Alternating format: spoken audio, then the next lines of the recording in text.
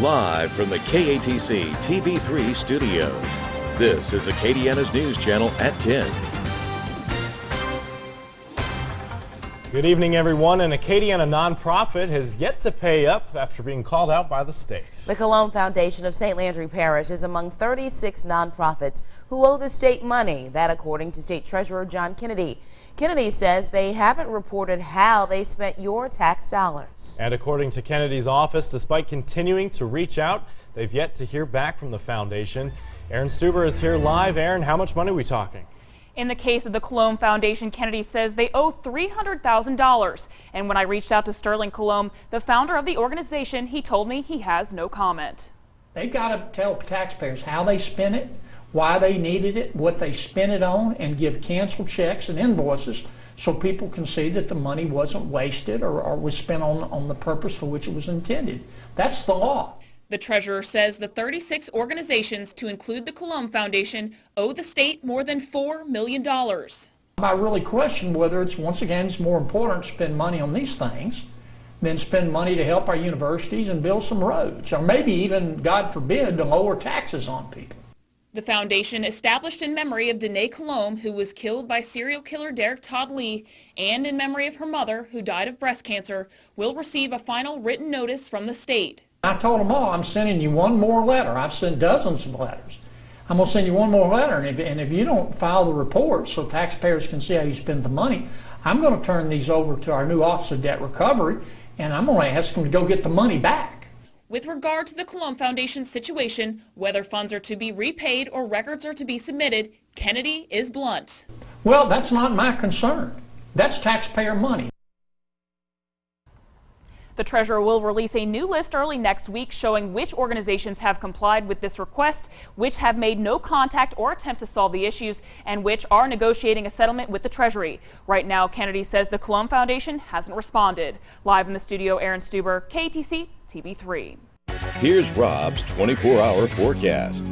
Feeling more like a tropical evening across Acadiana with a little bit of a breeze out of the southeast and not quite as oppressive across the area today. More of the same tomorrow. Now, as we take a look at the radar satellite composite, tropical moisture continues to filter in from the east-southeast. Most of the showers are done, but there are a few sprinkles out there, and I would expect a few showers to build along the coast overnight tonight. We'll keep rain chances at 10 to 20% overnight, then a 40% chance of scattered showers and thunderstorms tomorrow. 93 the projected high. Better rain chances may be in the offing for your Sunday. We'll talk more about that and tell you when to expect the storms coming up in just a little bit. In St. Martin Parish, the town of Henderson is looking at a class action lawsuit over its alleged speed trap along I-10. You might remember the police chief Leroy Guidry and Deputy Chief Oliver McLeod are facing charges over an alleged quota system for officers who issued tickets on I-10. One of those tickets was issued to Mark Thomas of Opelousas. His attorney is asking the court to give the lawsuit class action status, opening the town of Henderson to $2.5 million in liability. Well, still limited travel on 190 in St. Landry Parish, even though residents are back home in Lawtell after Sunday's train derailment. The right lane of US 190 westbound between LA 35 and LA 104 near Frank Road remained closed tonight. That area is a 1-mile stretch of the highway near the derailment site. The closure is expected to last until Monday, and the rest of Highway 190 reopened yesterday.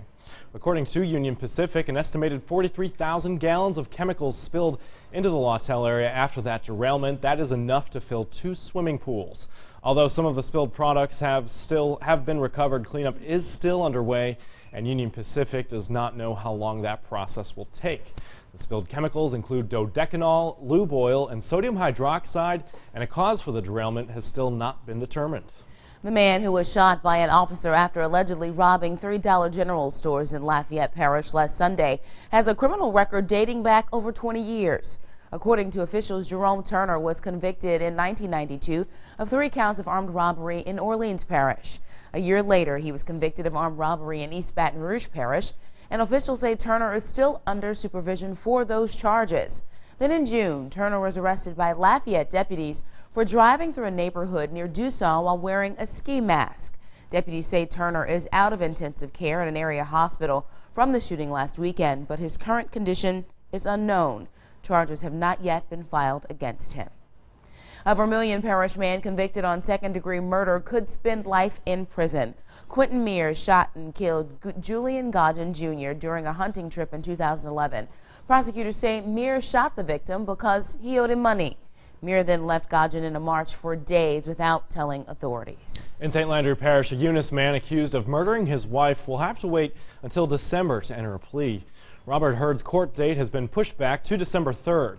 He's the man accused of stabbing and killing his wife, Demetra Doyle Hurd, last September. Police say the couple had been married for just a few months. Funeral services have been set for the Lafayette teen killed while on vacation in Alabama. Police say 17-year-old Ian Blanco fell from a balcony in an Orange Beach condo. Visitation will be at Martin and Castile's downtown Lafayette location tomorrow from 4 until 10 and Sunday from 9 o'clock until the 2 o'clock service at the Martin Castile Chapel on St. Landry Street. Also, a fundraiser has been set up to help the family with funeral expenses. You can go to KATC.com for that information. A bank account has also been set up to help find the UL student missing since June. Danielle Wright and several others went missing while sailing off the coast of New Zealand to Australia. Wright's family has vowed to keep searching for her despite not receiving any help from the government. And to find out how you can help, we have a link over on our website, KATC.com. Well, students in 3 Acadiana parishes are spending their first night in bed after the first day of school. In Jeff Davis, teachers, administrators, and students headed back today. Superintendent Brian Lejeune says participation outside of the classroom is just as important as students walking into class every day. Students and parents and teachers have to work together to make it the best education possible. Just sending students to school these days is not going to give us what we need. We need everybody to work together to achieve the best we can. And summer break is also over for Iberia Parish. This morning, more than 14,000 students returned to the classroom. Administrators say they're excited to kick off the new year and implement the new Common Core curriculum. St. Martin Parish was the last parish to start school in Acadiana today, and an alternative learning method is giving students there the opportunity to learn at their own pace. It's called the virtual classroom. Students can work at their own pace from home, and when it comes to testing, they have to go to their zoned school or to the virtual learning center. I would work a part-time job, and I would get online at 11, 12 o'clock at night working on my schoolwork, and it's just there all the time. And while we're on the topic of schools, a reminder you have until tomorrow to donate to our Tools for Schools supply drive. You can drop off an unopened school supply item in our marked bins at any Walmart in Acadiana. And remember, what's donated in your parish stays in your parish. An Erath man is leading the charge in an effort to preserve his town's history. Robert Vinson has been scanning old photographs to create a digital timeline of Erath. The digital database has been a goal of the Acadian Museum since it opened in 1990. Vincent has been scanning hundreds of photos to ensure the town of Erath will never be forgotten. After Hurricane Rita damaged many priceless artifacts in the museum, Vincent, as well as others, have been creating backups of the photos. Once you see that picture, it shows this is where we came from. This is what these people went through. This is what they're talking about. And that picture can tell that, I can tell that story, but that picture just enhances it. Pictures speak 1,000 words. Well, if you have any photos you'd like to contribute to the digital database or just want to check out the enhanced photos, Vincent has started a Facebook page called Erath Echoes so others can view and tag the photos.